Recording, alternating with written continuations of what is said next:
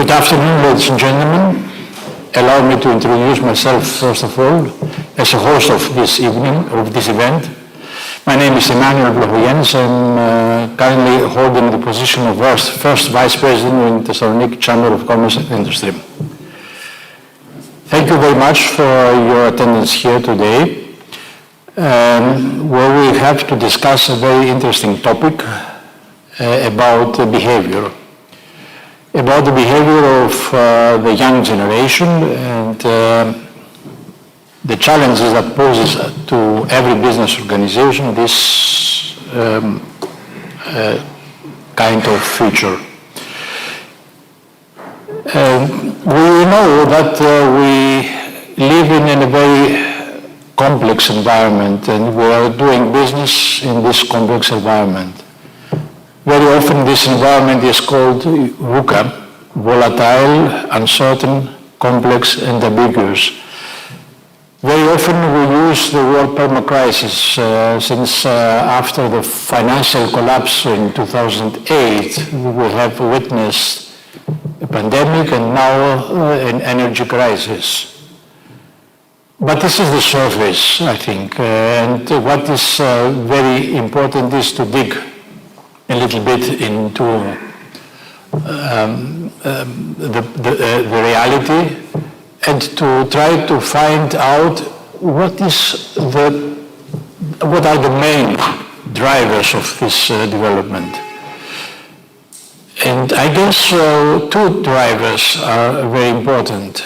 First of all, digitalization, which affects every business, which changes technologies and workplaces.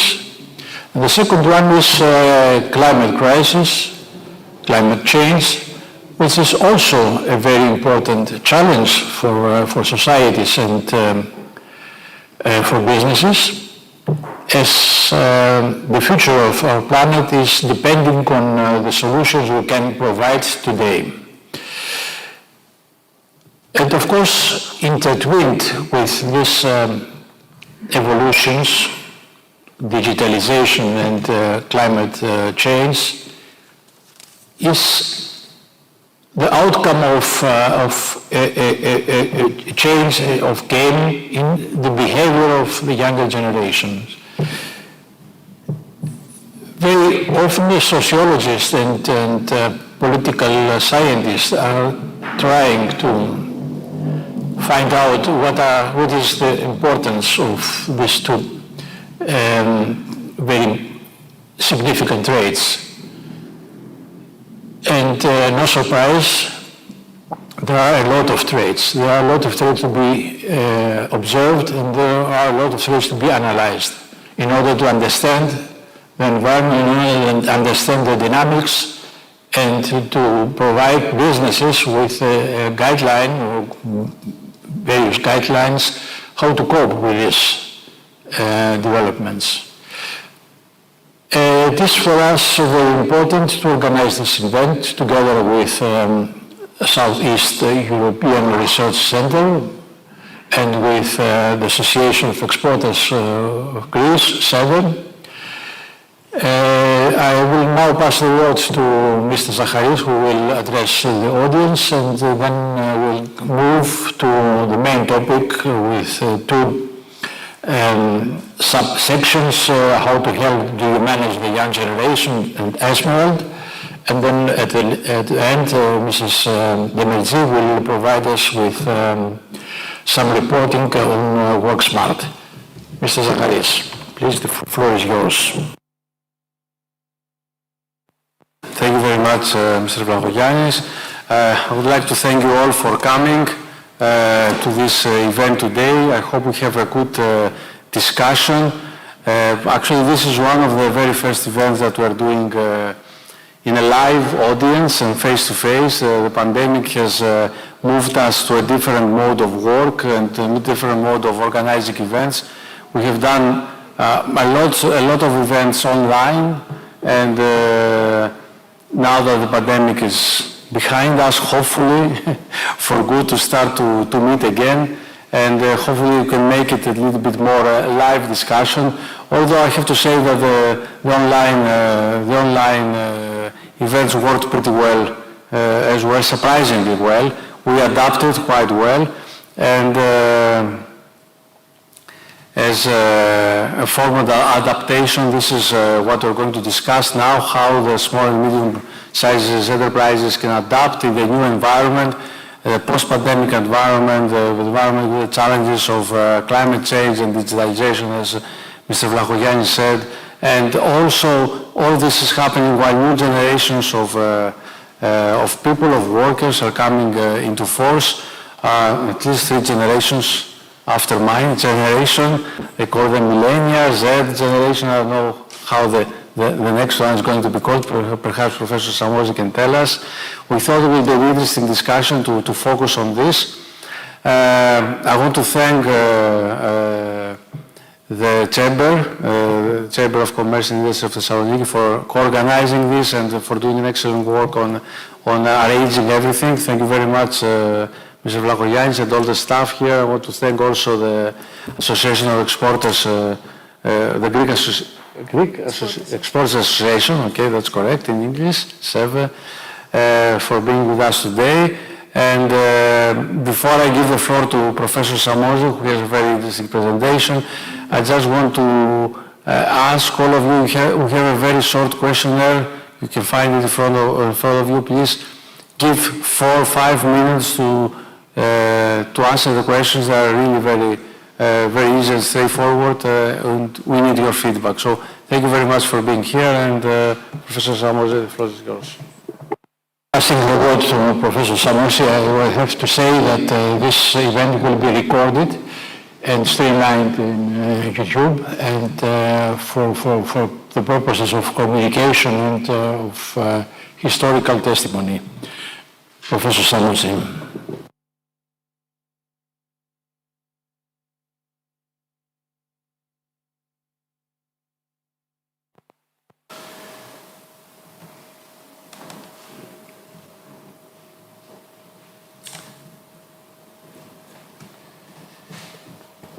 Great, thank you very much, Mr. Vlachogiannis.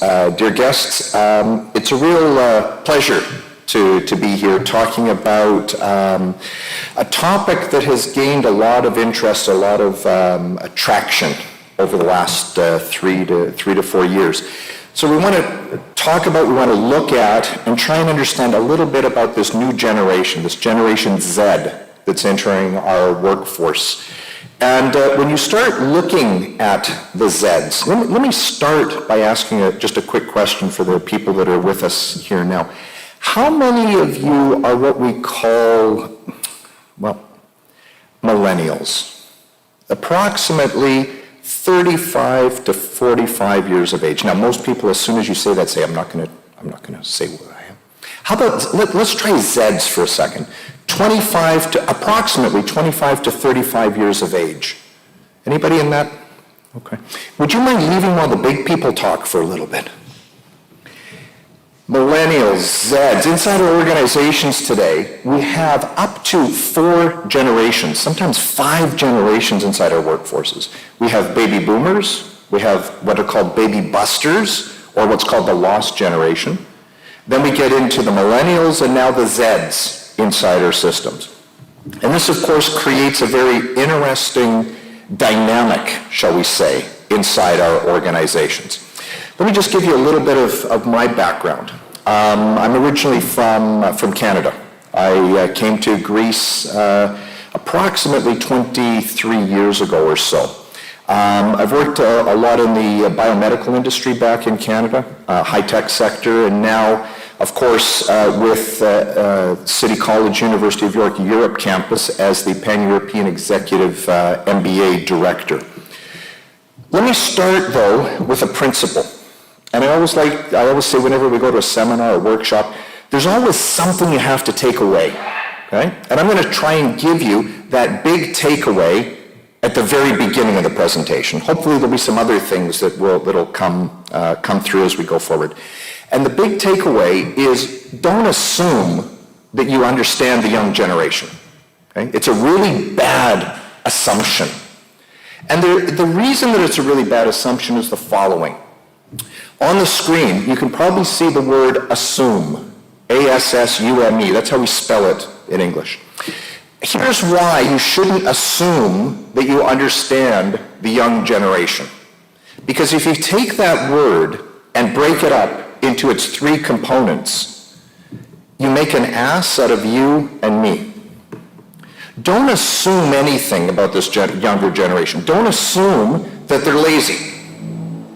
Don't assume that they can't focus on things. These are a lot of the things that we hear about the Generation Z as they're coming into the workforce. So what I want to do is I want to draw a little bit of a comparison between these different generations.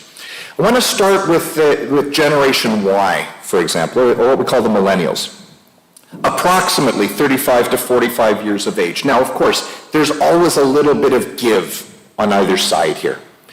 But let's put this into perspective in terms of when our first millennials were born, okay? So if we look at what was happening in 1985, it's a long time ago, really long time ago. This is what we were listening to in 1985. These were the top 10 global songs back then. Now, when the millennials see these, immediately these songs come to mind. You can probably start humming them in your head, just about every one of them. Now, you're going to say, okay, thank you so much. Why do we have to know what we were listening to in music back then?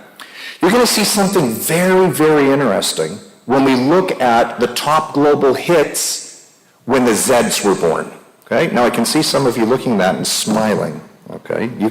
I can hear you humming it in your head. But let's also put this in perspective. Okay? What was happening in 1985 when this generation was born?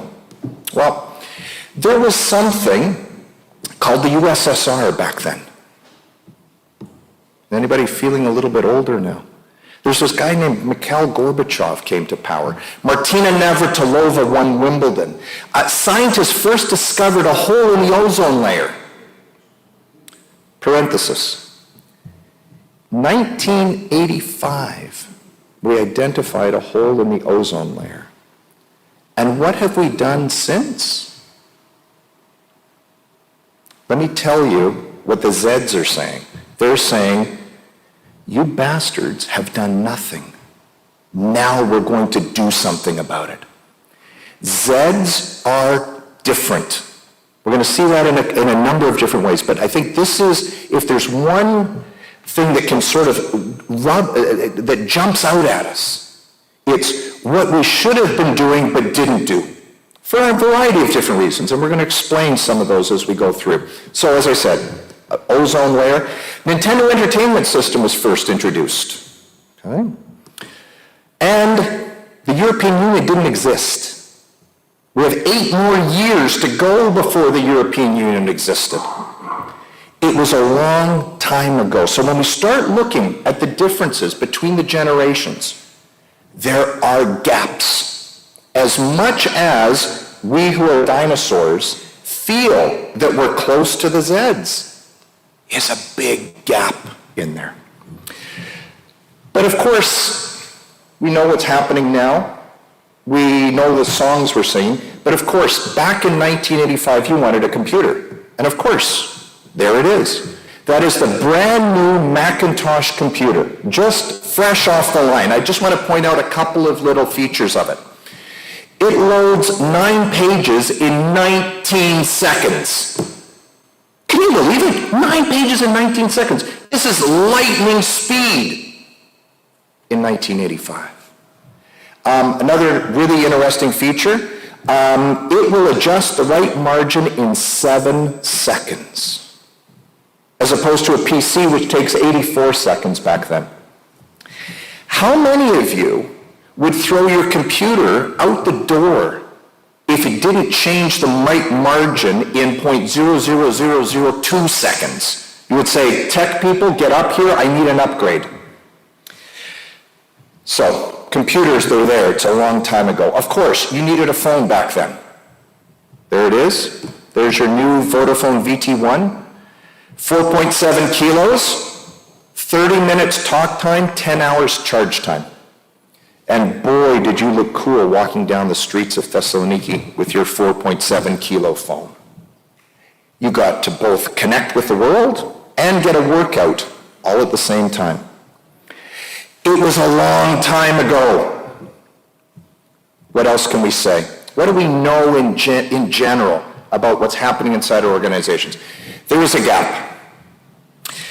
The Zeds are coming in, they're walking in the door, and they're saying, you know what? I should be the CEO right now. Why am I down on this part of the company? They have big aspirations. We see differences in how they want to be managed, how they want to be looked at inside the organization.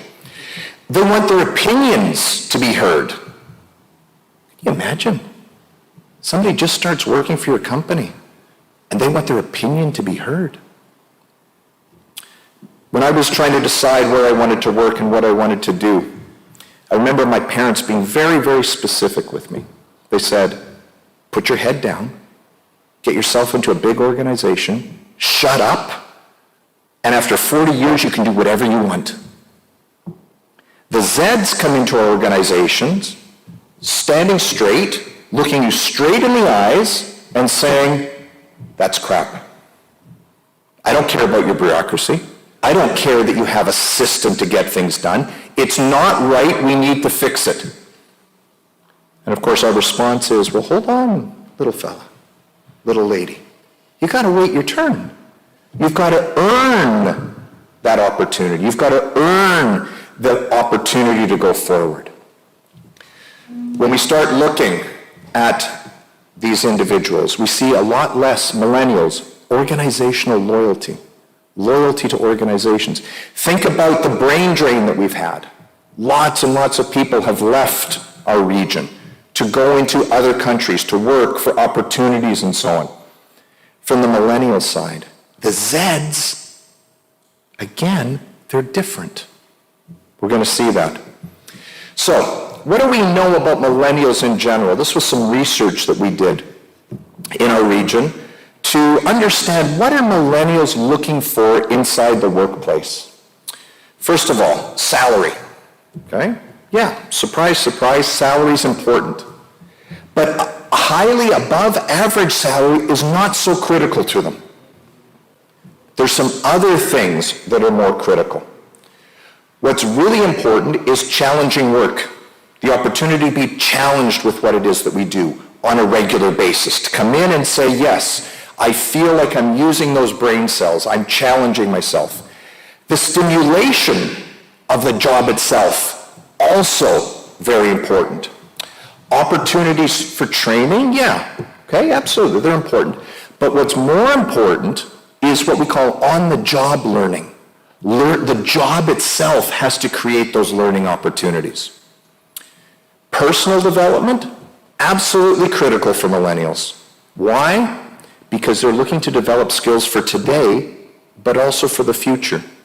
Remember, when we look back, organizational loyalty is not that high. Therefore, I take my skills, and if your organization doesn't give me continued learning opportunities, I leave. And then finally, job security. Okay? It's there, not so critical, which is interesting because when we look at all our historical evidence about management, job security is one of the critical elements. But if you look over the last 30 to 40 years, very few, if any, organizations today provide job security. The only security we have is in the skills that we build at the millennial level. When we look at some other things, I want to just point out a couple of these. Work-life balance. Okay? If you look at what we read, what we see, what we hear, work-life balance is critical. Except not so much in this region, which is interesting. Because we always say within Europe, we work to live. We don't live to work here, as opposed to the US, North America, and so on. One of our arguments to try and explain this was because of the crisis that the Vice President mentioned earlier, the crisis, the pandemic, and so on. You've got to give something somewhere. So perhaps work-life balance is something that we're willing to compromise a little bit on. But what's absolutely critical, that what we found in our region, is the work atmosphere and autonomy. Yes, tell me what I need to do, but don't tell me how to do it. If you think about today's workforce, they are arguably one of the smartest workforces to ever come into our organizations.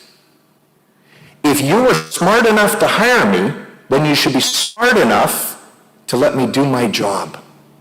Again, tell me what I need to do. That's okay. I do need direction. But don't get on my back. Get out of the way.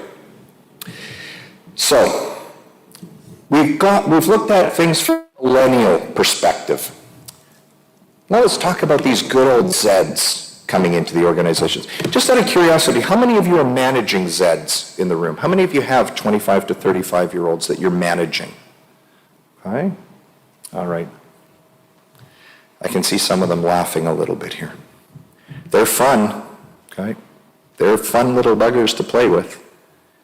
They're going to be right there, right beside you. And we're trying to say, how do we engage them?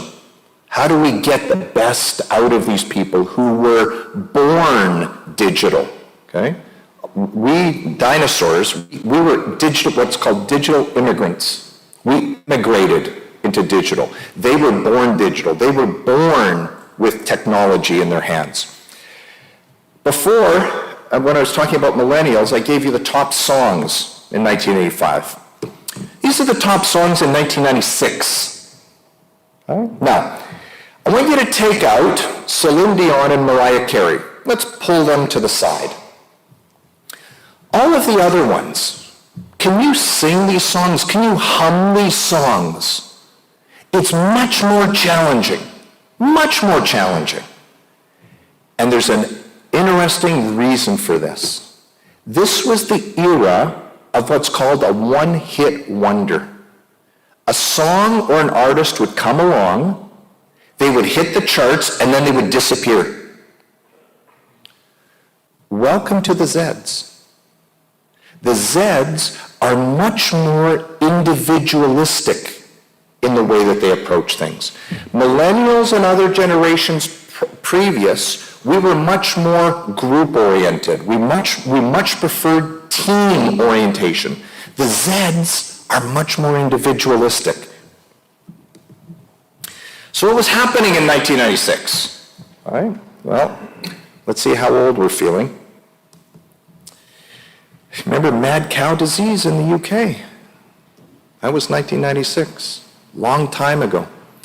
First ever female Secretary of State in the United States. First time ever, can you imagine? A female Secretary of State, Madeleine Albright. Justin Bieber was 2 years old. Man, this is a long time ago. HD TV standard was just agreed to by the various tech companies. And there are 45 million people globally using the internet. I think there may be 45 million people today who aren't using the internet. It was a long time ago. When we start looking at generational gaps, generational differences, it's not like it was just yesterday.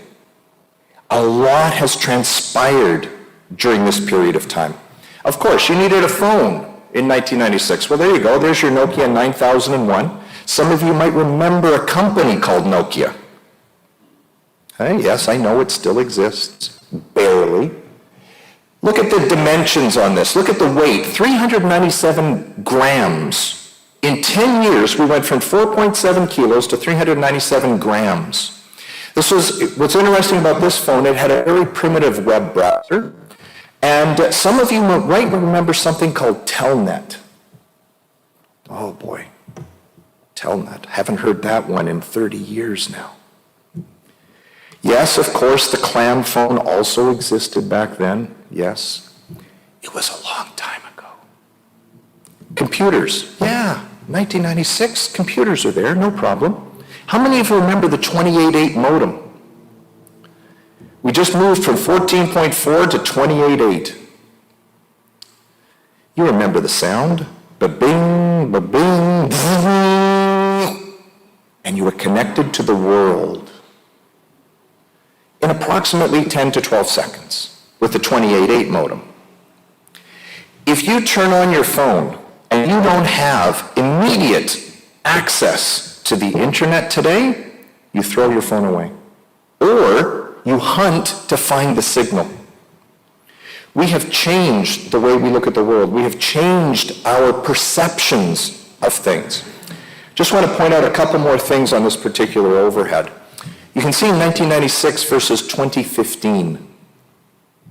Look at the differences. Hard drives. Best hard drives were around 400 to 1,000 megabytes. 10 years later, it's 500 gigabytes on the low end. The phones that you have far outperform the computers of that era. And then we ask ourselves, why are Zeds in such a rush to get everything done? Why do they have to have everything done today or yesterday, as opposed to let's put this in process and let's go through the procedures and so on? So, dinosaurs, here come the Zeds, and they're hungry. They're hungry for change. They're hungry to make things happen. They're not willing to sit behind and wait for it to happen. One of the big things that Zeds tell us is they absolutely hate bureaucracy. Why do we have to wait? Why do we need approval? Why do I've got the knowledge, I've got the experience. And we say, hold on, you've got the knowledge, but maybe you don't have the experience. For them, the words knowledge and experience go together. As I like to say to Zeds, whenever the world ends, and let's hope that it's many, many hundreds, thousands of years from now, bureaucracy will be the last thing left on planet Earth. Bureaucracy will lock the door when we're done. You will never, ever get rid of bureaucracy. It's there for a reason.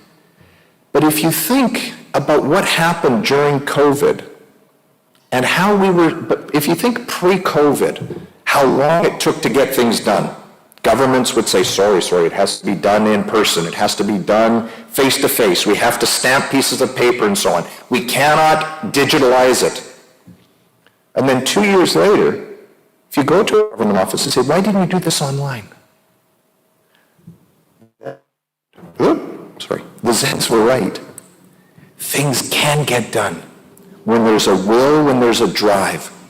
So what is it about the Zeds? Well, what's interesting about the Zeds is they have a very low attention span. Okay? We were having a nice little conversation outside, and we were joking that, maybe you had the Zeds' attention for 15 minutes. Okay? Well, actually, if you have a Zeds' attention for 5 minutes, you're doing really well. Very low attention span, but multitasking machines. They can do a multitude of tasks at the same time at a very high level. They're much more independent than collaborative. They want control over their environment. They want, for example, to say, you know what? My best time for working is between 11 at night and 4 in the morning. Now, of course, we say, sorry, hold on. But our business opens up at 8 o'clock in the morning, and, on a really bad day, we finish at 8 o'clock at night. And the Zed says, yeah, but that's when I get my best work done. They want control over their environment. They want to be able to get things done, and they also want to move towards a goal. What's interesting about the Zeds as well is they are much more optimistic about the future than previous generations.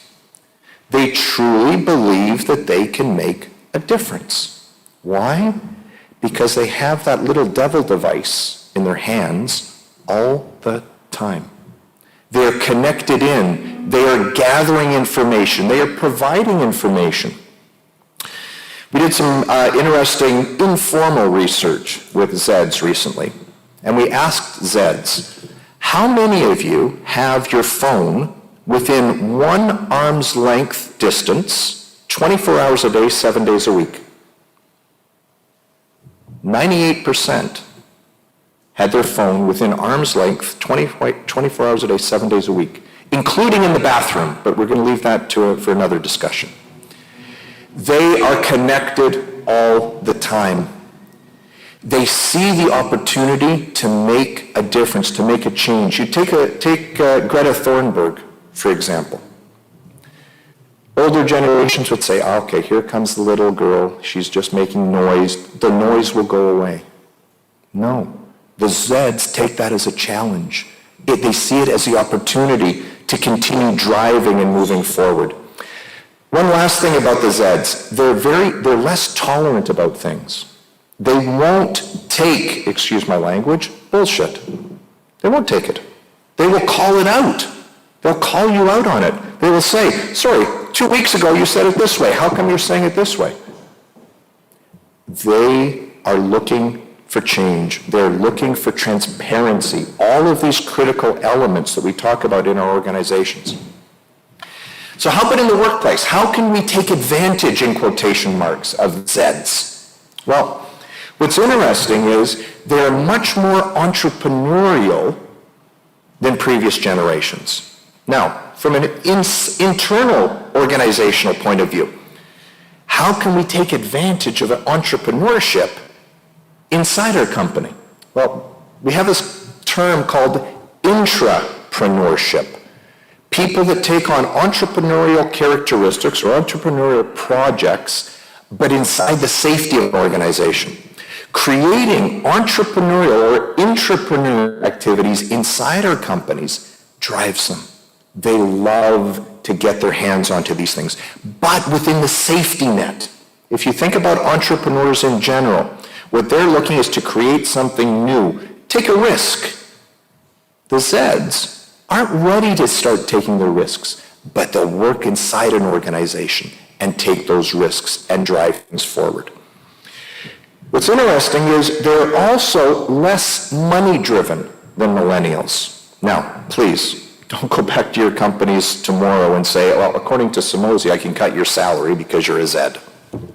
No, they're not idiots. But it is not what drives them.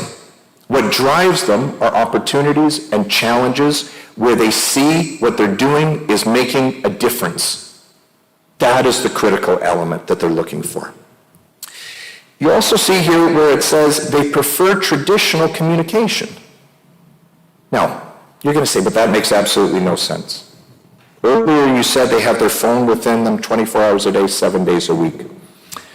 I like to use the example that my grandmother gave me. She said she lived to the day of 100. She always said she would live to 100. She lived to the day of 100.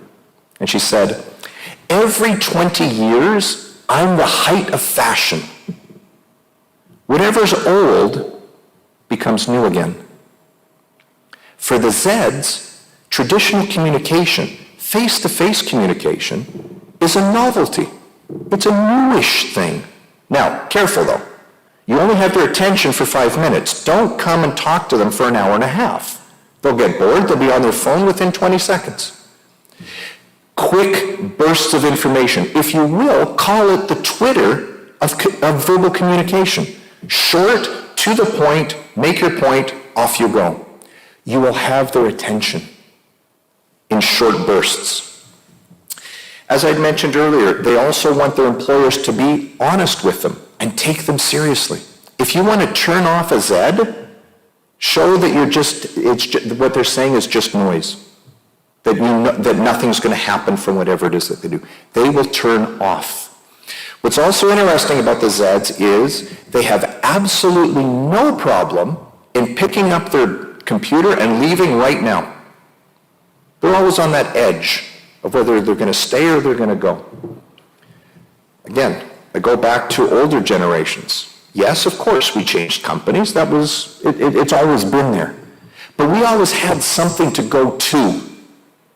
The Zeds, they'll just pick up and go. And we say, but hold on, you just started here like 3 weeks ago. And I know you don't have anything else. Where are you going? They're saying, I'm going to go home and sit. They will wait for the right opportunity.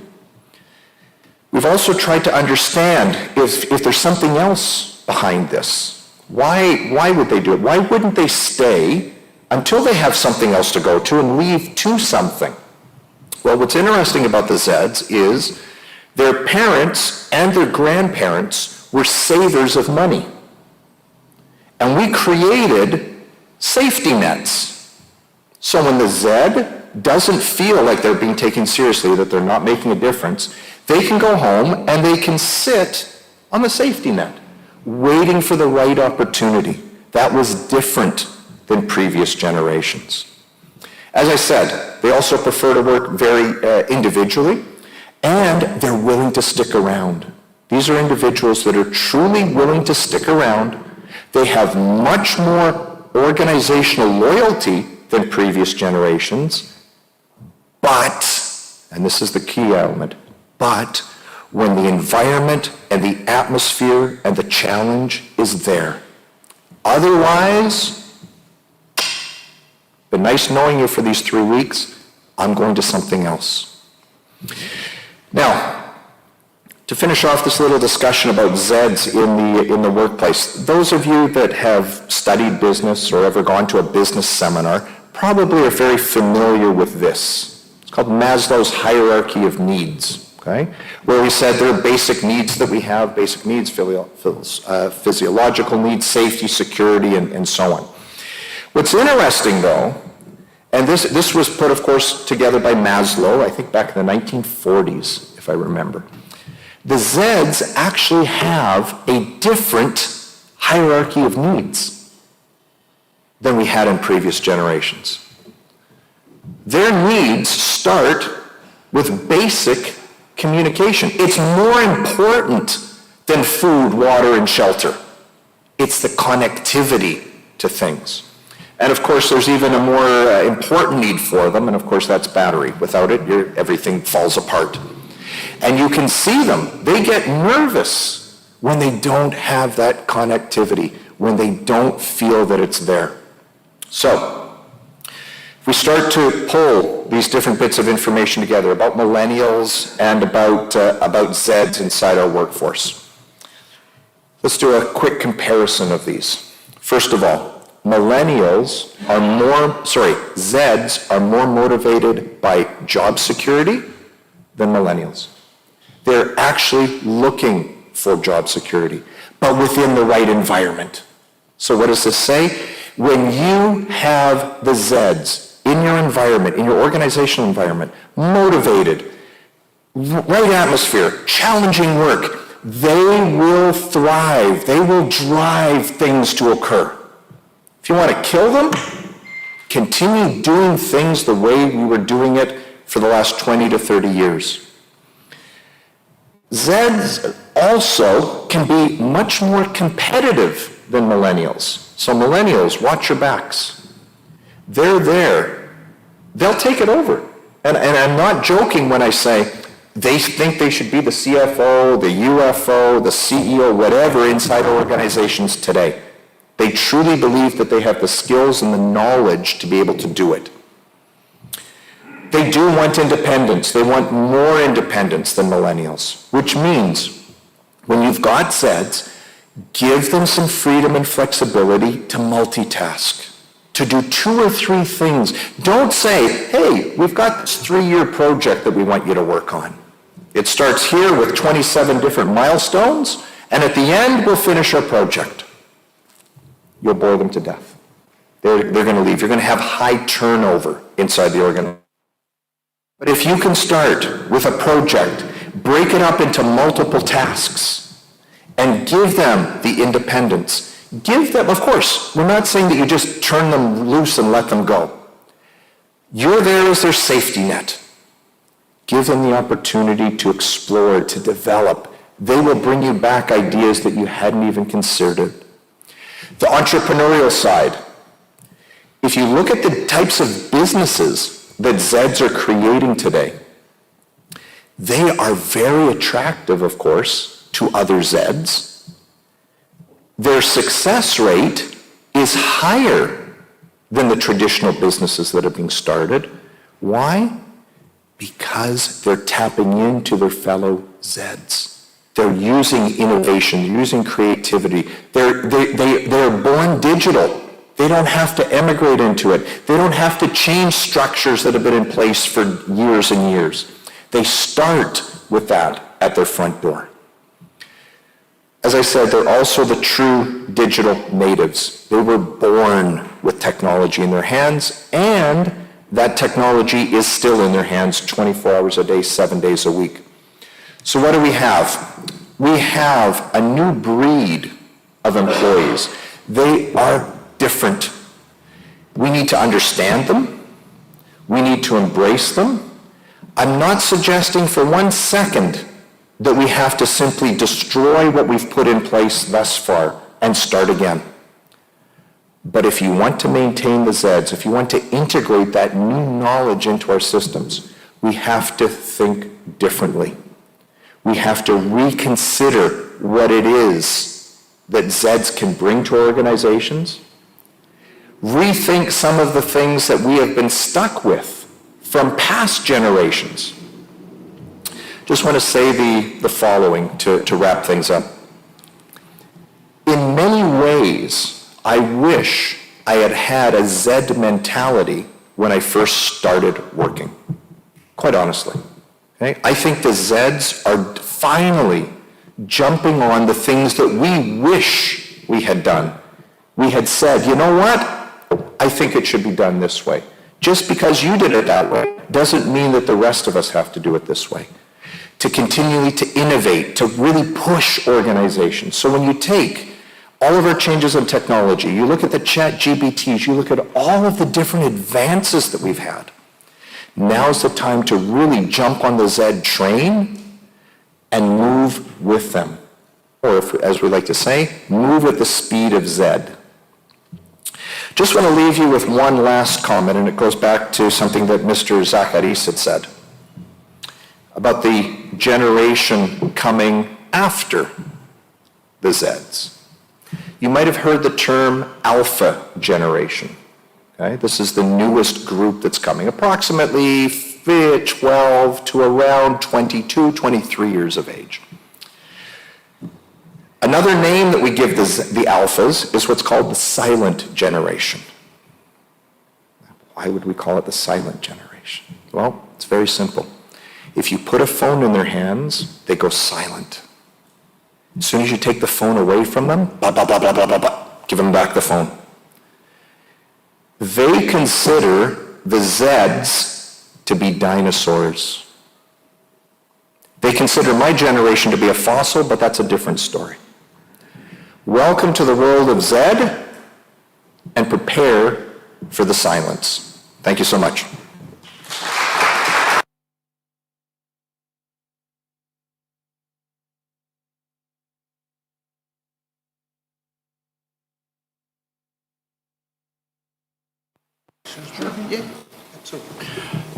Thank you, Professor Samuelson.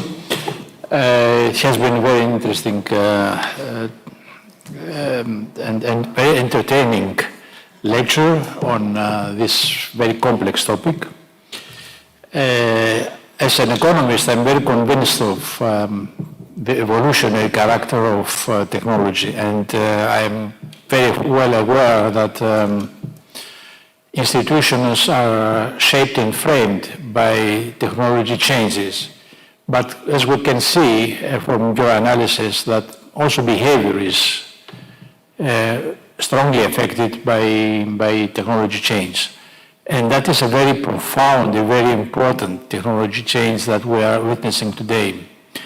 And of course, this gives us an incentive not only to analyze and to study this change of environment, of behavior, but also, as you mentioned in showing this Maslow pyramid, it is an analytical tool developed 80 years ago in 1943, but is still very, very crucial for understanding how behavior of humans is shaped.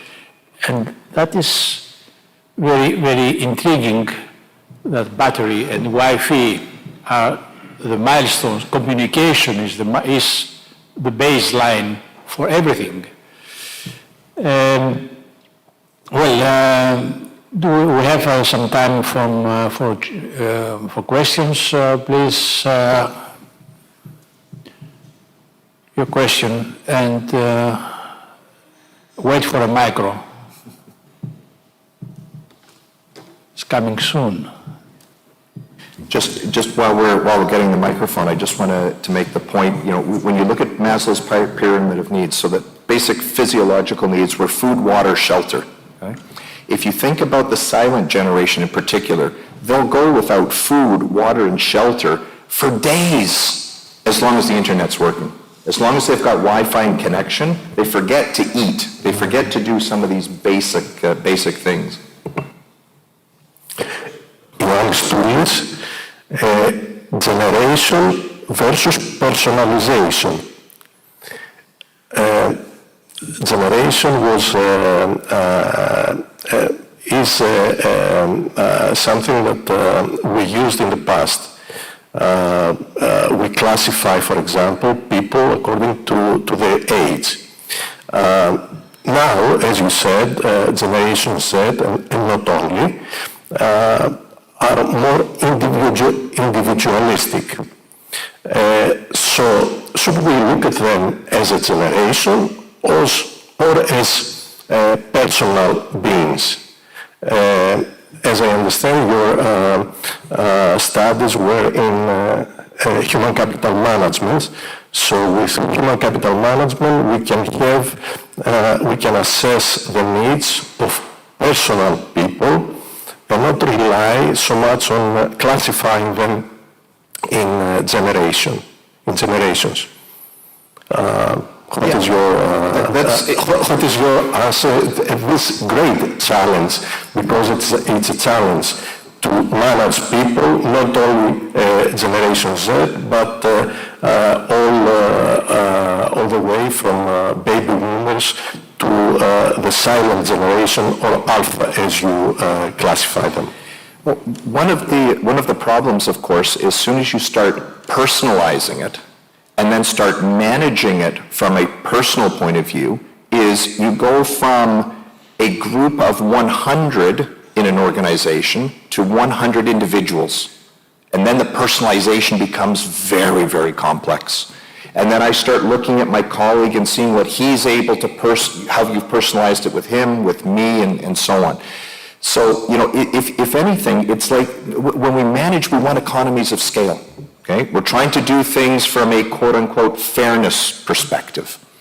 What was interesting about the pandemic when it came to it, we didn't personalize anything. We just shoved everybody home. It was a group. And of course, it was forced upon us. And what's interesting about that is when people went home to work, productivity went up. All the data suggests that when we went from work in the office to work at home, where people were absolutely individualized, okay? Yes, they were connected by computers. Yes, they had Zoom and all these other great things. Productivity went up. And then, like all situations, productivity then stabilized. Productivity doesn't go up forever.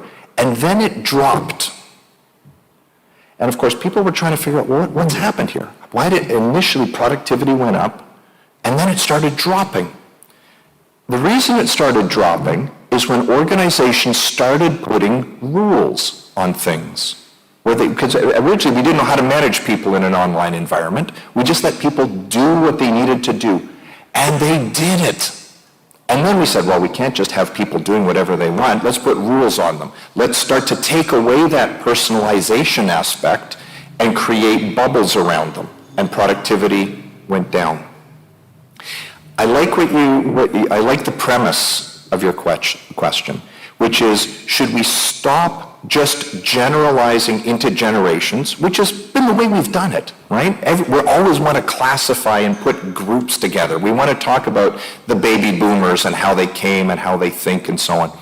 But I like the idea that you put forward, which is this the era of some form of personalization? And if you think about it, more and more organizations are trying not necessarily to have a full-time workforce, but a contract workforce.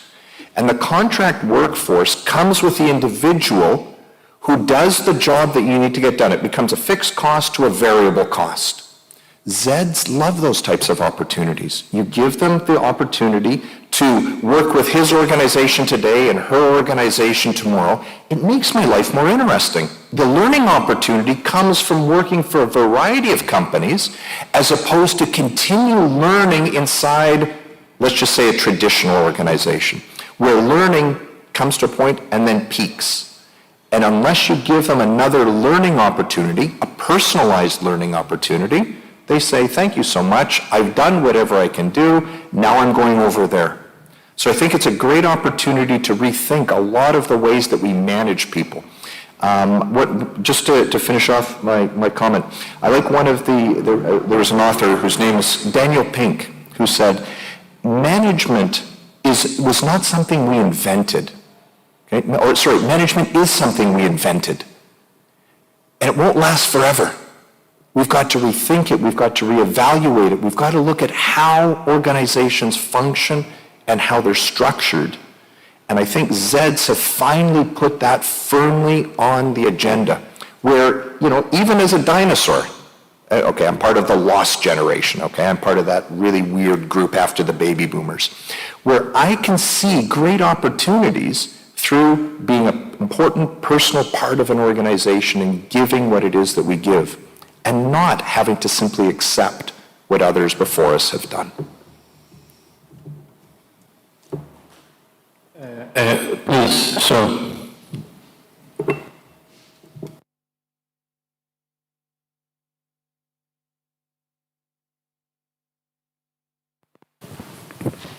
Thank you very much, Leslie. I was very much surprised from your lecture. I'm interested on this topic and working on for many years.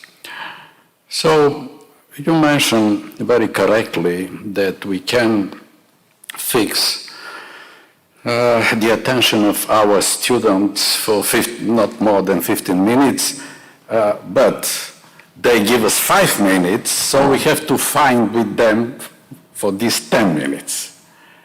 And what we can do, maybe we can do less intellectual, because when we try to be too much intellectual, they refuse to listen to us, first. And second, we have to shock them all the time, this my receipt, to be unexpectable for them. And more important things, to share the leadership in the auditory with them, because the teacher is not the only source of information. Our students can reach many bytes of information for 1 second. The teacher sometimes is not able to do this because of different age, because of different things. So they reach the information which is not knowledge. And what we have to do, and I think that this sharing of leadership in the auditory is to manage this information which they assume and to transfer to knowledge. That's the future. And for me it's very interesting one thing. No one can claim with certainty that all members of a generation fall exactly within the boundaries between this year and this year, because more of them overlap with the next generation. We don't know how many do this. So it's our weak point in our theory, and we can solve this problem. So, and I'm finished with this. Maybe later I will ask for attention, the auditory for 5 minutes, to give me the auditory for the 5 minutes, just to share with you what I'm doing to have the attention of my students. So So, first of all, I totally take your point about the differences between or the age, the years of generations, 1990, 95, and so on and so on. Absolutely. It's blurred, okay? It's absolutely blurred. What's interesting, and this is I've just started processing this recently, more and more people of baby boomer generation or lost generation say, I think like a Z. But I've never had a Z say, I think like them, okay? So it's like a downward spiral as opposed to, which is a great thing, okay? Which honestly is a great thing. So yeah, whenever we talk about the boundaries, somebody's always going down the way. It's the same thing if somebody asks me my age, I never say, well, I'm 74. Okay? I will always go to the other side. Except when you're very young, you try to be a little bit older than your actual biological age. So we see those types of differences. But as I was saying, I think now's the time we have to change our organizations. Now's also the time we have to change parts of our educational system. And it's not just at the university level, it goes all the way down to the very first minute that somebody goes into a preschool or whatever system, and we've got to rebuild the system up to the front. And that's a challenge for all of us. And you know what? The Zeds are going to be a big part of that as they have children and they demand certain things to be changed inside the system. So thank you. A question by Yanis. Professor, thank you for having you here, and I would like to thank our Commerce, our Chamber of Commerce, and of course our Export Association for having you here. I would like to comment on what you said, but I would like to ask you something. Did you take into account the Greek example? Because we unfortunately had this crisis that were under for at least 10 years, okay? And so what you call the lost generation, we have also a lost generation between 25 and 35 or up to 40 years of age, because we try to find people to work in our organizations, and those people that came out of universities, for example, did not have the opportunity to work normally, to work to a job that studied for. So they made their jobs as servants, as services, whatever, as couriers or whatever. So when you finally find somebody to work to your organization that had this CV, he must learn from the beginning again, and of course he has to gain all this time that he has lost of information. Of course he's used with this, but he does not know very well the things of hierarchy, discipline, even to write something properly or this, because here in Greece we have this lost period of 10 years. I would like your opinion of this. It's a very important point that you raise. So, when we talk about generational differences, we tend to talk about it from the global perspective, okay? And for lack of a better way of saying it, an Anglo-Saxon perspective. I should have mentioned that the data that I showed you about millennials actually comes from Greece and Bulgaria. Okay? So we truly focused in it. Our hypothesis was that there's a difference here than there is in Anglo-Saxon countries to try and bridge some of these stereotypes that we have.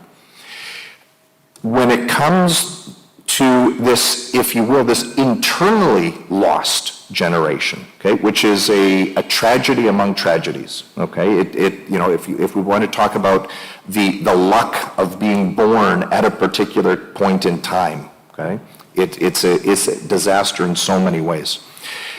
But I would even add one more complication to what it is that you said, which is the brain drain that's occurred. The people that quote unquote stayed behind versus those that left. What we're starting to see now is which we always see in a brain drain situation, is what's called reverse brain drain. People have gone away, they've gone to the Germanys, the Englands, the Frances of the world, and so on. And it's not exactly what they were expecting. They were hoping for something else. When we leave, we go for hope, to create hope. And then they come back here with two things. They come back with knowledge and information and money. And I want to just finish by saying this. What they, again, this little bit of research that we're starting in this area, the reverse brain drain, says they don't like these bureaucracies that we have in place, these hierarchies. This is what they say is holding back the companies, holding back their organizations. And they're coming back and they're investing. They're investing in startups, and this is why we see the unicorns starting to build. And as those start to develop, then you see the nice foreign direct investments from companies like Pfizer and Cisco starting to come. It creates the groundswell. And those are the Zs. And that's what we have to do. If I had the magic wand, if I could be, as they say, king for the day, or no, sorry, I shouldn't say king in Greece. If I could be the head for the day, I would say, jump on the Z train, use that knowledge, use that information, and that will attract the others to follow. We've got to, what we really need to do right now is really hold on to the Zs that we have. As students are coming through the university, show them the potential of Greece, show them the potential of this region to stem that brain drain, to encourage in whatever ways, and I know the government and different organizations are trying now, finally, to encourage those people to come back with that knowledge, with that information, and grow it because we've got the Zs. Okay? We've got the knowledge. We don't have the experience, but we've got the knowledge. And now that's what every country is doing. Hold on to the Zs, leverage them, use that knowledge to go forward. Okay, I take the privilege of coordinating this discussion, and I'm very sorry for that, but I have to do that. I have to comment on one thing. I'm missing the activism of young people for the sake of the prevention of climate change. And that is something that is emerging in Western societies, at least, as, let's say, as movement, Fridays for Future, etc. That seems to be a little bit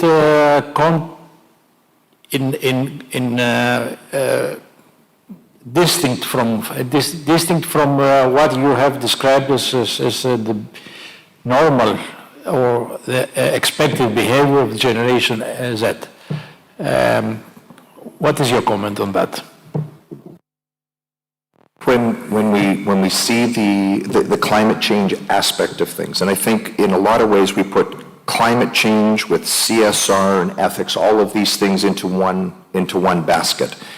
And the Zs, again, we go back to 1985 when the ozone hole opened up. They want the change. They're not willing to leave the same, if you will, mess for the generations to follow them.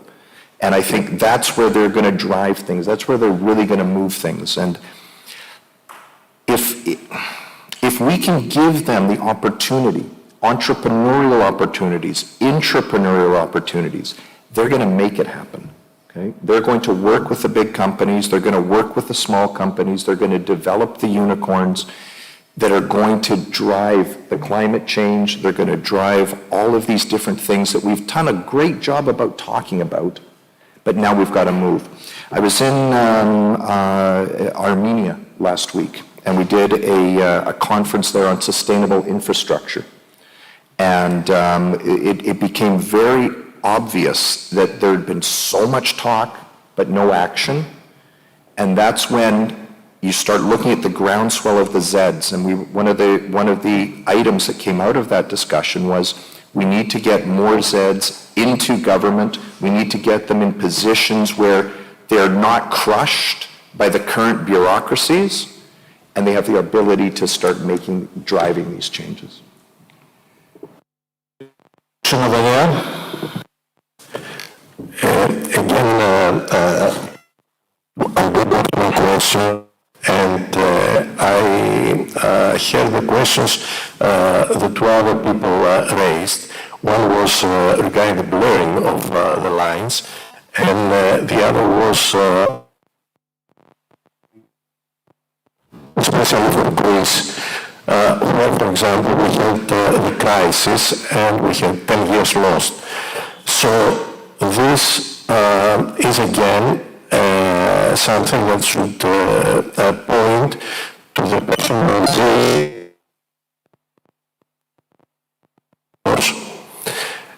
And I think was complexity.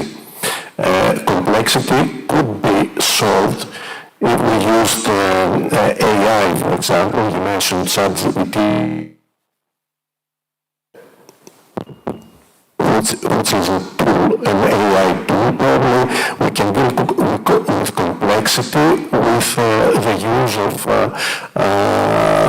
the new tools that AI provides us.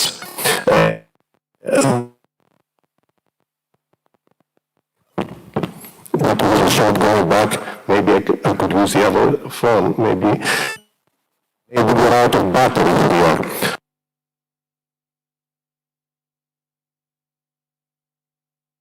So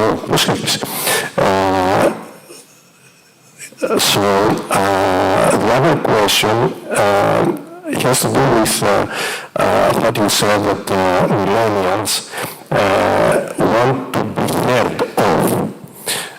Steve Jobs, who was not a millennial, had said, we don't hire people in order to tell them what to do, but to tell us what to do. So what millennials are usually want is what Steve Jobs had said many years ago. So is it something that we should look at the management theory point of view? Because besides theory X and theory Y, we have this theory where you hire somebody in order to hear what he has to tell you, not to tell him what to do. What you just said falls under an assumption. And we know what happens when we assume. The assumption is that I'm hiring somebody to listen to them. Now, I don't want to stereotype, and I hate stereotyping, but I'm going to stereotype here. There are a lot of managers that hire for you to tell me what I want to hear. And the way that you're going to get it forward, the way that you're going to move forward, is by agreeing with the way that I see the world, as opposed to challenging me.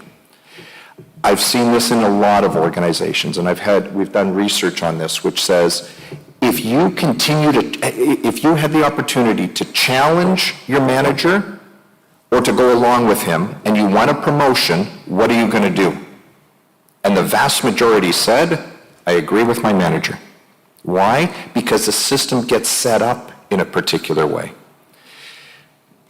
At the end of the day, I think, and it goes back, I think, to what you said earlier, we have to rethink management. We have to rethink a lot of the ways that we manage. And I think in this region, we have a great opportunity to change and get ahead of the curve, to be a front runner in so many ways. I see so much potential in this country that gets squashed with people saying, I don't want to work for companies here because they don't listen to me, they don't give me the freedom and flexibility to get things done, so I'm going to go to Germany. Now, we lose that person for some period of time, and they'll get to Germany, they'll get to France, and they'll say, it's not exactly the way I wanted, and then they'll come back, but we've lost 5 years, we've lost 10 years.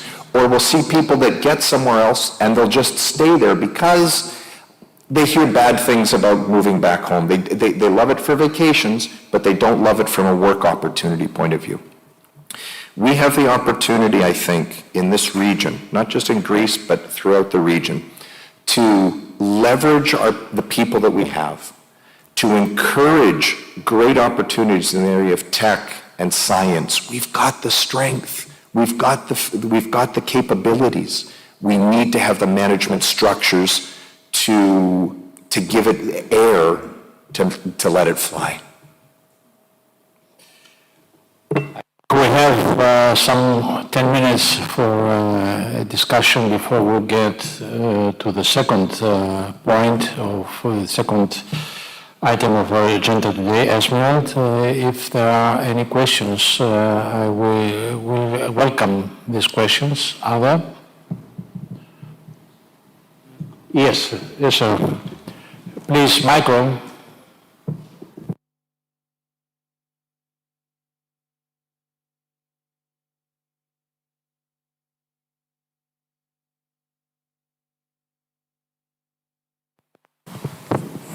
Thank you so much for your very interesting presentation. I think I noticed a pattern there, and correct me if I'm wrong or simplistic. I noticed a pattern of like give to the Zs and the millennials. So how can we actually, as organizations, strike a balance between giving them and actually taking from them? Because in the end, we hire them for a reason, isn't it? Interesting observation. You're quite correct. I want to give them flexibility. I want to give them opportunities to learn. I want to give them opportunities to flex their brain power. What am I going to get in return? Everything that we want to get from people. We want them to be creative. We want them to be entrepreneurial. We've got to set the foundation for them. Okay? The part, again, we're generalizing. I understand that. There are organizations that give this, but there are too many organizations that don't. And what I hear from companies is, I have all these Zs turning over. They're coming in and they're leaving right away. What do I do about it? Okay? And that's why, we have two options. One is we just continue doing whatever we want to do, or we have to shift. I'll give you a little example that might answer your question. Mm-hmm. I was doing some work with a bank in Croatia, and they had a very high level of turnover of Zs coming in, something like 45% turnover within 2 months. In the banking sector, you can't survive that way. So what we did was we took some of the principles that we're talking about here, entrepreneurship, flexibility. We gave the opportunity to Zs to work on ideas that they could present to the bank on how the bank could save money or make money. So we gave them a specific target, save money or make money. And these Zs had the opportunity to present to the CEO. Okay? So forget about the lines of authority. You got some ideas, we'll take it right to the CEO, you'll get to present to him. The bank saved 4.5 million euros over 2 years from the ideas from the Zs going right to the CEO. Turnover went from 45% to 10%. Now, as I like to say, every solution creates another problem. Okay? So, what's the next problem? You had a bunch of people who said, how come they get to talk to the CEO? I want to talk to the CEO. You're jumping lines. You know what? Sometimes, as we say, you've got to break some eggs to make things happen. Okay? Now, was this the ultimate solution?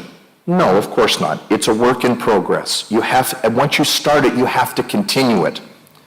Unfortunately, the bank pulled it back. Why? Because of the pressure from the middle. The middle won. I've been here 13 years. He's been here 6 months. I'm more important than him. What happened? Turnover went up again.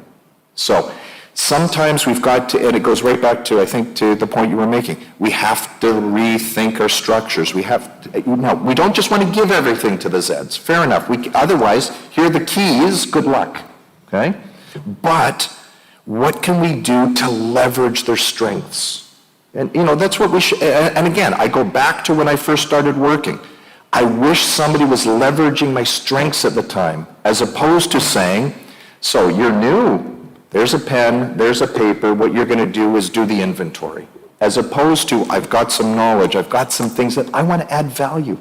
Let's admit it, as humans, we want to see positive things. We love to see positive developments. We love to see developments. We love to see things going forward as opposed to going back.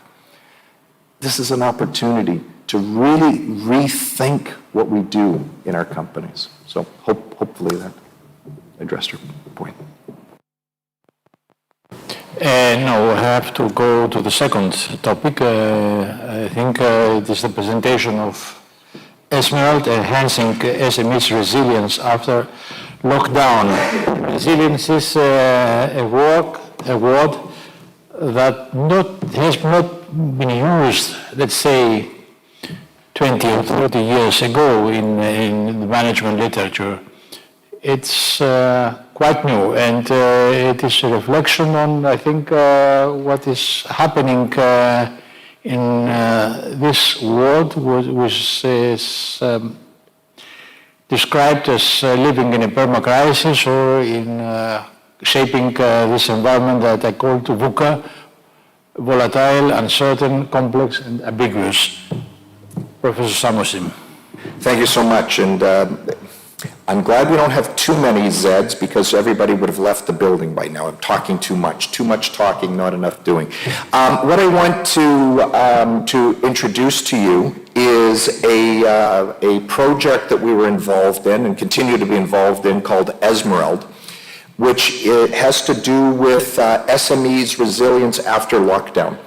The premise behind this particular project was to try and understand what SMEs that had survived the crisis, had survived the pandemic, what they needed in order to continue to grow and flourish in a new world. Because from an SME perspective, a lot of things changed. This was a project that was put together with 7 partners from 6 different countries. Southeast European Research in Thessaloniki was the Greek partner. We had partners from Poland, from Italy, and what we were trying to do was truly understand what SMEs needed or provide opportunities for learning from these particular countries. So the focus, and it's a relatively short presentation I want to do, just simply to introduce it to you, was on SMEs and the difficult times that they've gone through during the economic crisis. The belief here is that they need access to relevant training information, solutions in response to crisis going forward. Again, it goes back to something we said earlier. Things are changing.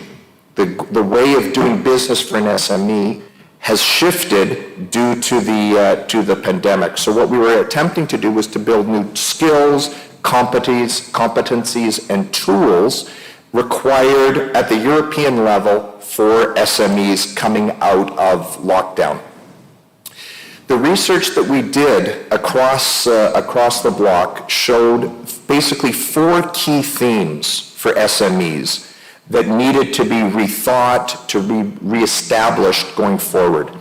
Online digital marketing, cybersecurity, e-commerce and financing, digital well-being, and smart work and digital nomads. These were all areas that were identified where there was additional tools that needed to be looked at, additional training that needed to be done at the SME level in order to drive forward after the pandemic.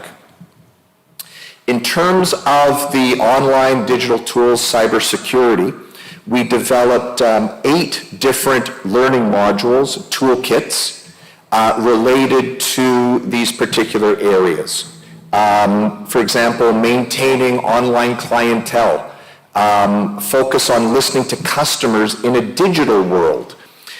What's interesting about a number of these is it's not just SMEs that have to deal with it, it's non-SMEs as well. The only thing is the non-SMEs have a bigger pool of resources to draw from. There's also been a number of significant changes in the EU framework and resources for cybersecurity for SMEs.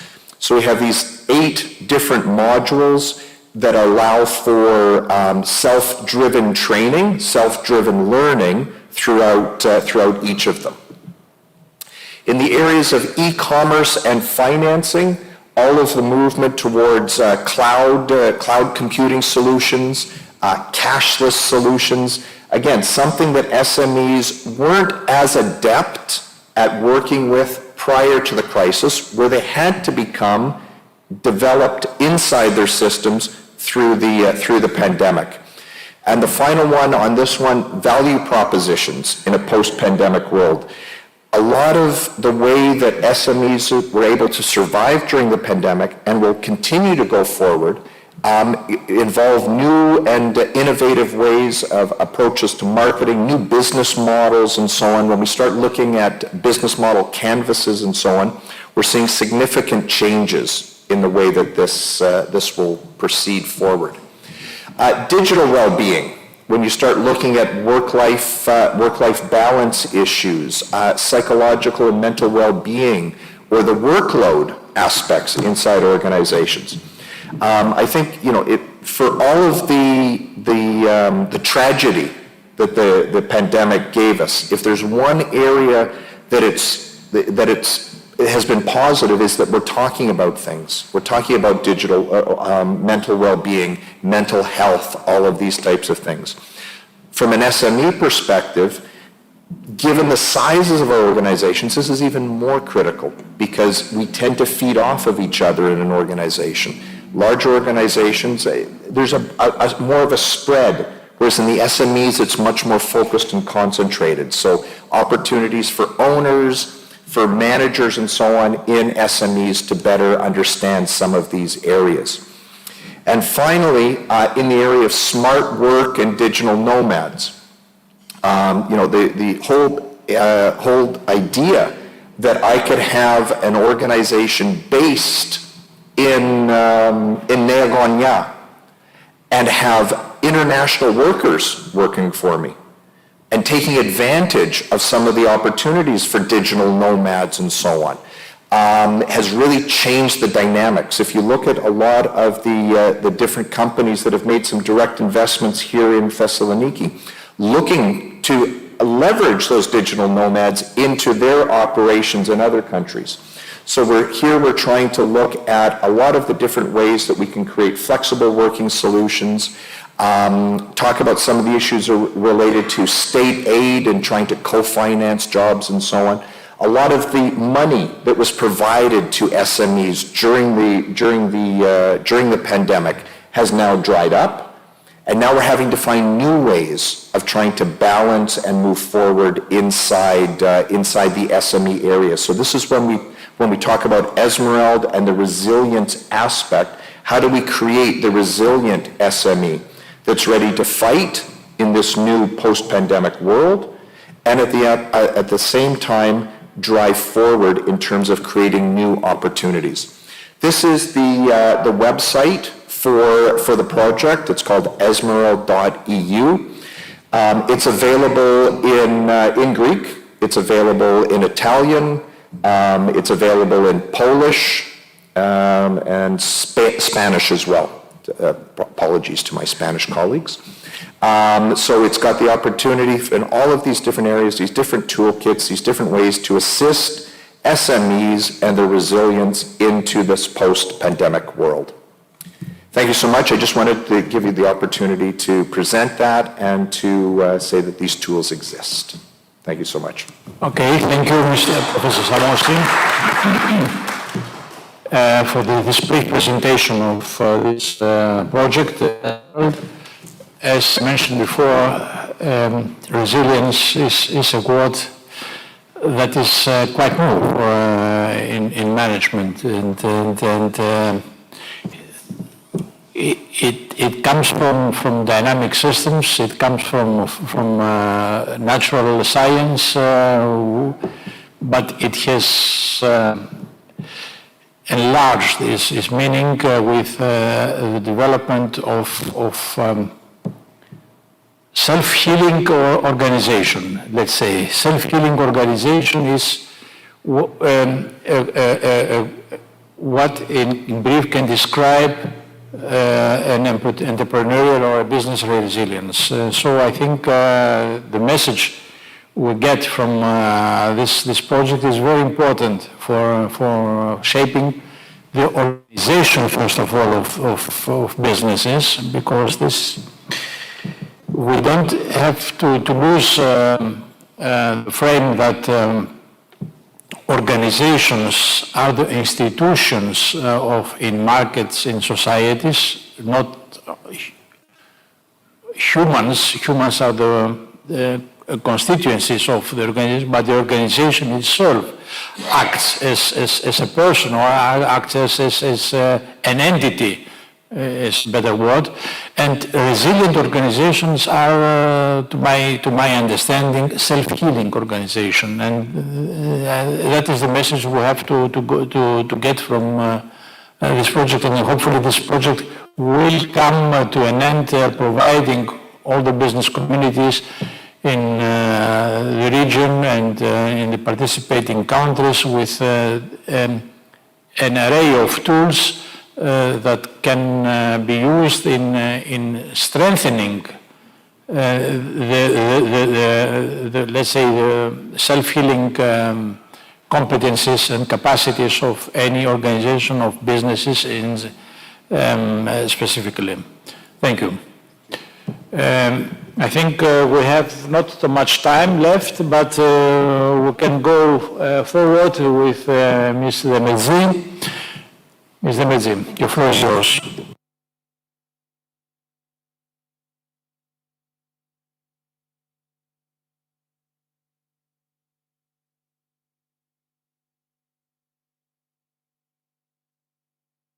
First of all, let me thank the East European Centre and the Thessaloniki Chamber of Commerce and Industry for having us with you tonight regarding these very interesting projects, the Erasmus projects, and also the presentation of Mr. Samozi.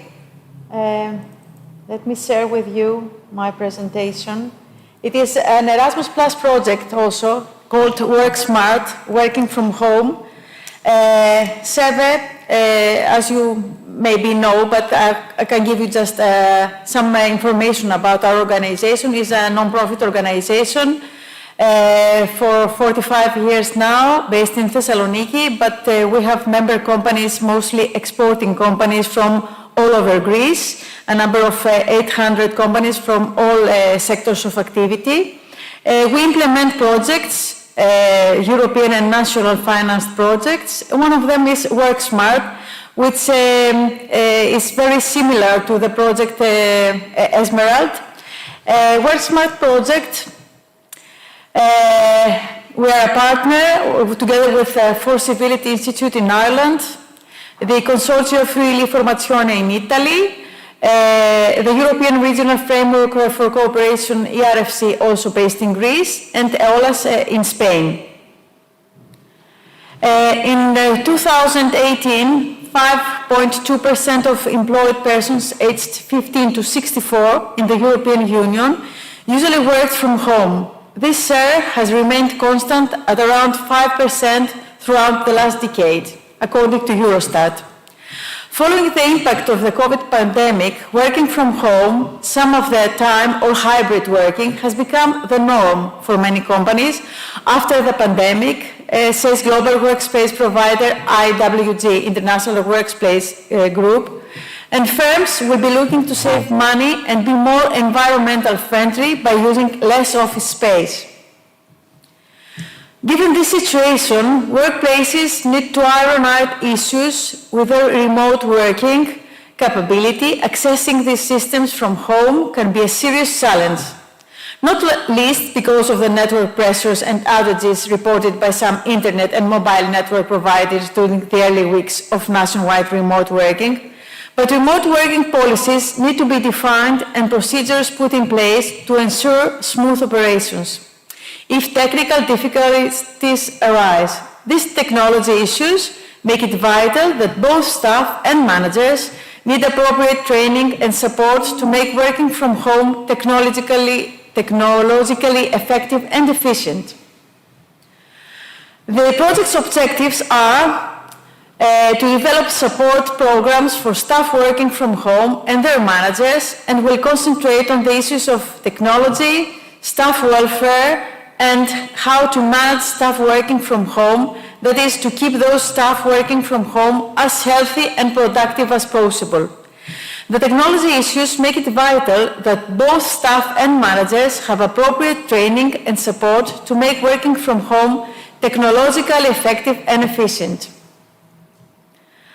The project implementation has many outcomes. The handbook and training program are intended to inform and train the new work-from-home workforce, including staff and managers self-assessment tools, training on IT safe use, links to external support resources, how to identify support staff mental health issues that working remotely can cause, Zoom fatigue, remote working brings new well-being challenges, and also employee trust and empowerment will drive new ways of working. At this point, I would like also to tell you that SEVE has implemented another project within the Erasmus financing, that is how to support employee trust. One can enter our site and have free information and all the tools and outcomes of this project. The project results of WorkSmart has three main results: hybrid working, SME manager handbook that we published within June 2023, a staff training program for those employees working from home that the launch date will be April 2024, and finally working from home support platform that houses all project outputs. The launch date will be May 2024. The expected outcome of the project will be that participants will understand that there will be a new normal. Managers and employees will need to rethink workflow, supervision, motivation, human relations, trust, conflict management, training, and growth. Thank you very much, and for whichever information you may need, you can enter our site or call us at SEVE for 5 days a week, and we will be happy to assist you. Thank you.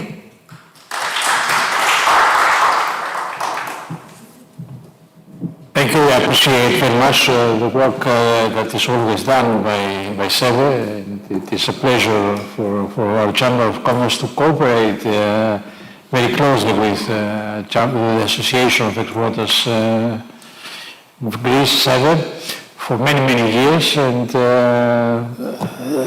I think we have delivered very profitable outcomes for the members of our business community.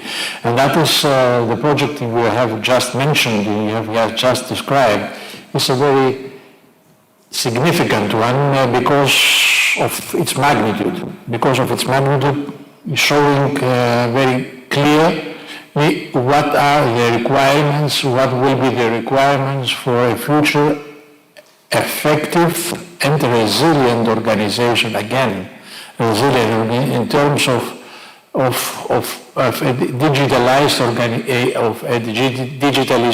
digitalized environment and in teleworking. And that is a challenge for management, and that is clearly a challenge for management and clearly a challenge for all of us. Thank you very much, Ms. Davidzi, and I open now the floor for questions and for the discussion as lively as possible. As it has been the warm discussion we had after the lecture of Professor Samuel Sigordi held, do you manage the young generation? Please. May I add something? When I was invited to present this project, I just, went into the internet to try to find some articles, and there were two articles in Kathimerini it's a very common newspaper, electronic newspaper, and it was dated this year. Laziness, with another name, the new mood in the offices is the bare minimum Monday, and also another one that they do that they work, and they stay at home with their pajamas. This is the bubble of technology. This is a very interesting issue that we're putting here. If they really work from home, what exactly they do from home? And what about the new generation, what they do when they are at home? Are they working or not? And I think that these projects are very similar, and they give us a lot of room to think. Thank you.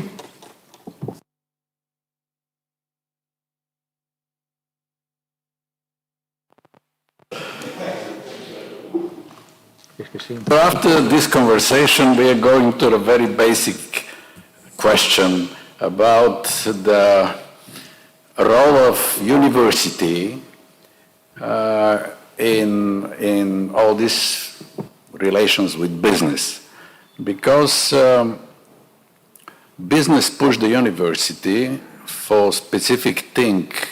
The business wants to have a ready person who may take a particular working place. So this is too much. That's why I want to raise the topic, what is the role of university? We have three things, main things. The university have to satisfy the curiosity of the people, the first role of the university. The second one is to finish the family education. After family education, after school education, and the university is the last chance for every person to adopt all the things which he missed coming from the different families. And the third role is to have a profession, to have a knowledge and skills, and to take a specific working place. So if we undermine the first and the second role of the university, we will make a huge mistake. And this happens all the time. This happens in Bulgaria all the time. So we have to rethink the role of relations between university and the business, because I don't know how it's here, but in Bulgaria, business refused to give money to the university. They doesn't give even a penny for the university, but want a ready person. It's nonsense. So I'll be very pleased if I hear your opinion about all these things, how it's in Greece. I suppose that is the same.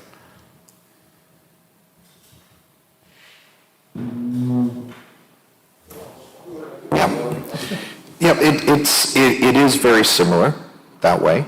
And I think, there's always this pressure at the university level to meet the needs of business. Okay? It's at the end of the day, we're creating the next generation of people to go out into the workforce.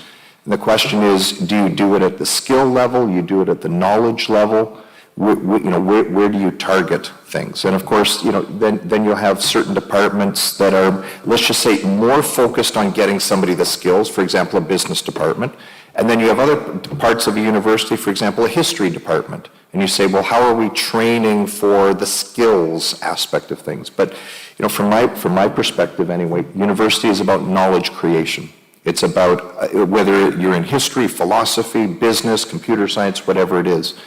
And it's how we combine those things that creates the skills that somebody needs inside an organization and so on. So I always see universities as knowledge creators and knowledge providers, and then the good stuff happens after that.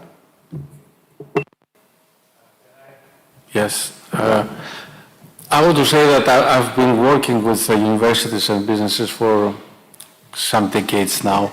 And this discussion has been happening for some decades now. So when I talk with people from the universities, which I belong also now, we complain that the businesses do not support us. The business, when we talk with the business people, they complain that the universities, and I can understand both of them. I have been on both sides and I can understand both of them. What we need to do is we need to find a way to create people that can move freely between the two worlds. Otherwise, we will never find a way to do it. There are some proposals that never gained any traction here in Greece, but I have seen in other countries where you have people, staff mobility between universities and industry, and that would be, it's very difficult.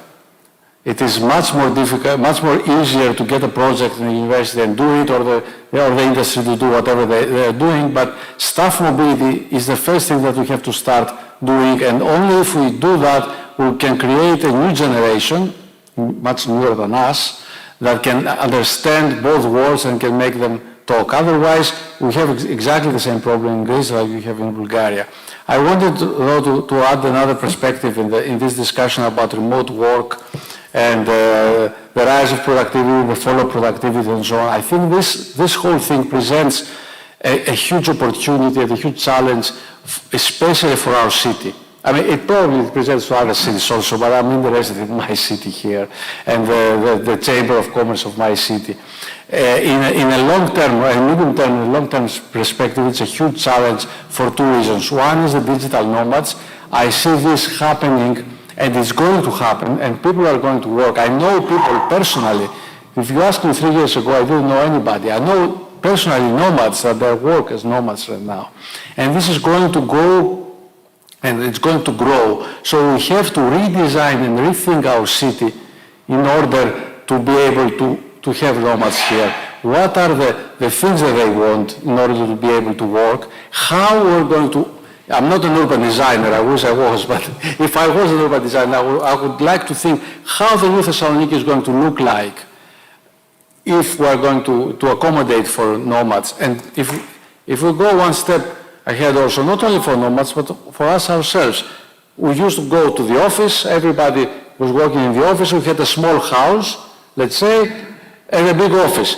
In 30 years, we're going to have a very small office and a very big house, because we have 4 people in the house, everybody needs a room in order to have the Zoom meetings. And then this creates a whole new situation in terms of how the city is going to look like.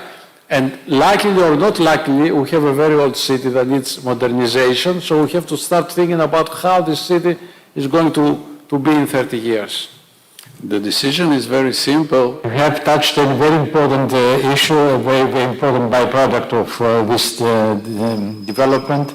Mr. Melzin. I think that the universities try to contact the businesses and be closer. I know that the University of Western Macedonia has now started doing some industrial PhDs. That means that they're trying to find out what the businesses want and offer them by their students I don't know how to call it, do new things, or develop new projects, or develop some new initiatives. So if you want, you can just take a look at the program of University of, I don't know if other universities do this also, but I have been informed that the University of Western Macedonia does it. A comparison of this emerging form of organization with some very old organization that used to be the mainstream pattern 250, 300 years ago, before the first factory in Lancashire, spinning factory has been developed. And at the time, clothing, the trade of clothing was very important, as it is still today. At the time, merchants of have asked different people in homes to produce the necessary clothes. And that was an organization that is emerging again. The factory of Lancashire, the first factory in spinning factory, had a very clear technological motive behind. That was the invention of steam machine, engine. And that brought workforce together in an boundary, in a building where the workers had to deliver their time, the managers bought their time to produce the necessary items. But today we have another engine, and that is the digital engine. The digital engine with computers and with the network that is surrounding us. And then the managers are not asking anymore for time, but they are asking for outcomes, for outputs. They don't bother how the worker is spending his time or balancing his time between producing outputs for the organization and for his leisure or for his homework and etc., or even for his time of relax. That is a very significant change. If we have to drive a comparison between an organization in times before the Industrial Revolution and the times after the Fourth Revolution, then we can find ways how we will organize this new kind of businesses, more network businesses than hierarchical businesses, and with the necessary modern tools of digital communication and digital information capacities. That is my point. I think Professor Samos, you have to comment. Absolutely agree. I think it's great to draw the parallels over time from a historical perspective in terms of what each industrial revolution did and how business responded to it. And I think now with Industry 4.0 and 5.0 and however we're going to go forward, how we make that transition from where we were, where we are, to where we need to get to. And I totally agree. Yeah, as, again, back to my grandmother, listen to the past, okay? There is stuff from the past that they did do right, and we can learn from it, and we can do better going forward. Just a reaction. You both are absolutely right, but the decision is more simple than we expect. So the decision is coordination between the institution, because if the Ministry of Economics and Social Ministry and Financial Ministry and Ministry of Education combine themselves and decide what number of forced labor they need for the next years, next 5 or 10 years, and secure a working place for this, and said the university would need 500 or 5,000 engineers, 5,000 economic persons, and so on and so on. And when the university produced these people and they went to the business to have a secure working place, then the things will take places. We don't have this conversation. Just to close it, because I think it's definitely a conversation that could go on and on, but let's say it's 5,000 people, but 4,500 of those go to Australia to work. We're still 4,500 short. I think in today's system, we have to look at it from a macro perspective, because the 5,000 engineers that we need could come from Chile, Why? Because they did a really good job in creating the digital nomads. So I think that's why, but I agree, we've got to start the conversation. It's got to be all of these different departments and so on, but we've got to look at it not from our micro country level perspective anymore.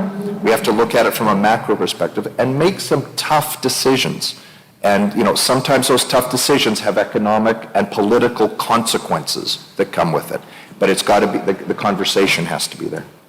And finally, we don't know which profession after 5 years will be modern.